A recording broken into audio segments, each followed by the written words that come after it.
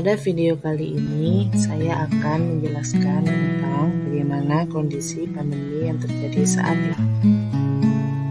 Sebelum kita memasuki materi, kalian tahu nggak sih virus yang sekarang sedang booming dari tahun 2019? Pastinya kalian sudah tidak asing dengan nama virus ini. Namanya adalah virus corona atau biasa disebut dengan COVID-19. Apa itu COVID-19? COVID-19 adalah sebuah virus yang menyerang sistem pernapasan pada manusia. Awal mulanya, infeksi virus corona ditemukan di kota Wuhan, China pada akhir Desember tahun 2019. Virus ini menular dengan sangat cepat dan telah menyebar hampir ke semua negara, termasuk Indonesia, yang hanya dalam waktu beberapa bulan. Virus COVID-19 menyerang apa saja? Virus ini hanya menyebabkan infeksi pernapasan ringan seperti flu.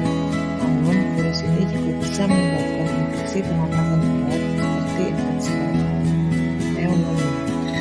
Virus ini menular melalui percikan dahak droplet dari saluran pernapasan. Misalnya ketika berada di ruangan tertutup yang ramai dengan sirkulasi udara yang kurang baik. Virus COVID-19 dapat menyerang siapa saja. Sebenarnya virus ini bisa menyerang siapa saja, seperti yang pertama lansia atau golongan usia lanjut, yang kedua orang dewasa, yang ketiga anak-anak, yang keempat bayi, dan yang kelima ibu hamil dan ibu menyusui. Gejala COVID-19 yang bisa menandakan seseorang terinfeksi virus corona yaitu yang pertama demam dengan suhu tubuh di atas 38 derajat Celcius, yang kedua sesak nafas, dan yang ketiga batuk kering.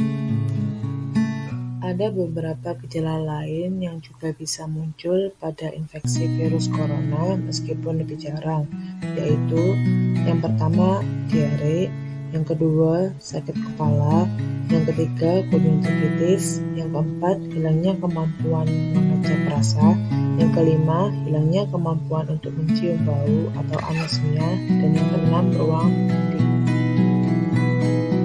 Bagaimana cara memastikan bahwa virus COVID-19 benar-benar menyerang tubuh kita? Kita perlu melakukan rapid test atau PCR dan juga swab test. Untuk menemukan tempat melakukan rapid test atau PCR dapat dilakukan di rumah sakit terdekat atau puskesmas terdekat. Dinamika permasalahan saat pandemi COVID-19. Yang pertama, kelangkaan pada barang.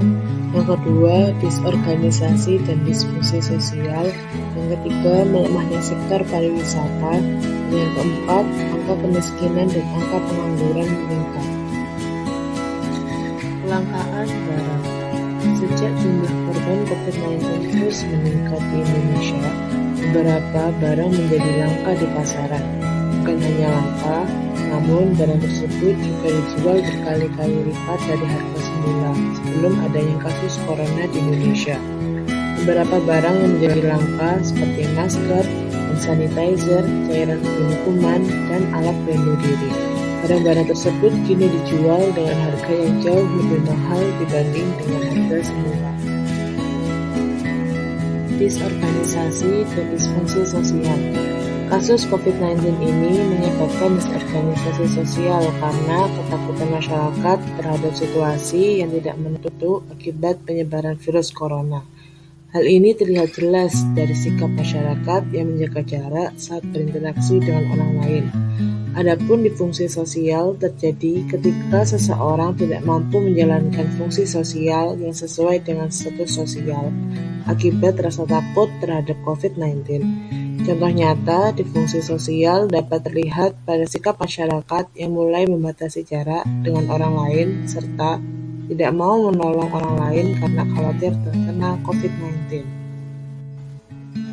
Melemahnya sektor pariwisata.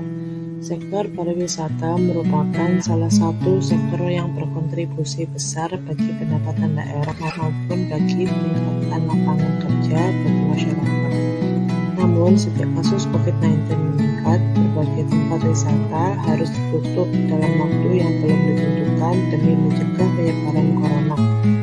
Dengan ditutupnya berbagai tempat wisata otomatis akan mempengaruhi pada pendapatan daerah dan khususnya pendapatan masyarakat. Angka kemiskinan dan pengangguran meningkat. Kasus corona di Indonesia telah hampir melumpuhkan kegiatan ekonomi masyarakat. Sejak pemerintah menerapkan berbagai kebijakan seperti work from home, pembatasan wilayah, dan penutupan berbagai tempat publik seperti tempat wisata. Banyak perusahaan atau perkantoran yang meliburkan pegawainya.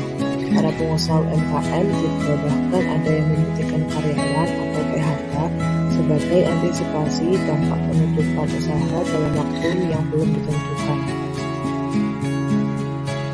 Untuk meminimalisir virus corona menyebar di sekeliling kita, maka kita dapat melakukan pencegahan.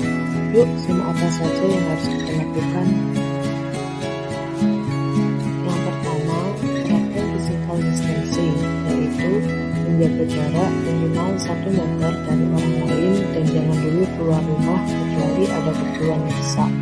Yang kedua, gunakan masker saat beraktivitas di tempat umum atau keramaian, termasuk pergi berbelanja bahan makanan atau mengikuti ibadah. Yang ketiga, rutin mencuci tangan dengan air dan sabun atau hand sanitizer yang mengandung alkohol minimal 60%, terutama setelah beraktivitas di luar rumah atau di tempat umum. Adapun cara lain untuk meminimalisir virus corona menyebar luas di sekeliling kita, yang pertama, hindari kontak dengan penderita COVID-19, orang yang dicurigai positif terinfeksi virus corona atau orang yang sedang sakit demam, batuk, atau pilek. Yang kedua, tutup mulut dan hidung dengan tisu saat batuk atau bersin, kemudian buang tisu ke tempat sampah. Dan yang ketiga, tingkatkan daya tahan tubuh dengan pola hidup sehat, seperti mengonsumsi makanan bergizi, berolahraga secara rutin, beristirahat yang cukup, dan mencegah stres.